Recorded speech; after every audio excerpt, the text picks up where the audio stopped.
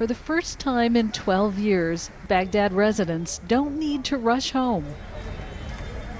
The curfew, first put in place by the U.S. military and kept in force by the Iraqi government, is now history. A few months ago, there was real fear that Baghdad could fall to ISIL. But that threat has diminished, and although there are still regular bombings, Iraq's new government is focused on getting life back on track. We believe that this is the right time to send the right message to our people. Iraq is still at war. However, the people of Baghdad should live their life. Life should go on. Because of the curfew, the Mansour Mall, the biggest in the city, has been closing at 11 p.m., considered early by many Iraqis. This dress shop is just one business that now plans to stay open after midnight. It's a positive decision for our business and our work. The shops will stay open much later, and of course, we will benefit. A lot of people say they feel safer at night. Most bombings happen in the daytime.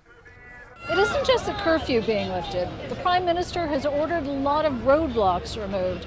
In some neighborhoods, there are crackdowns on armed groups carrying weapons and limits as to the number of security vehicles that officials can use. This is a country at war, but these are all aimed at making this city feel more livable.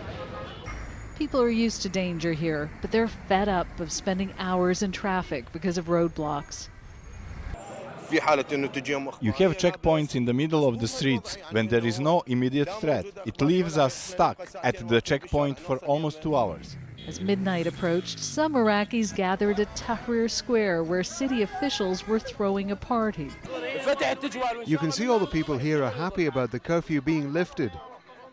From now on, we sleep in the day and go to work at night.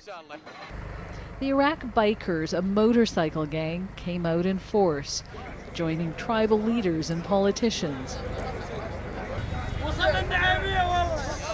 No one thinks lifting the curfew means Baghdad is safe, but for some, it's certainly more fun. Arraf, Al Jazeera, Baghdad.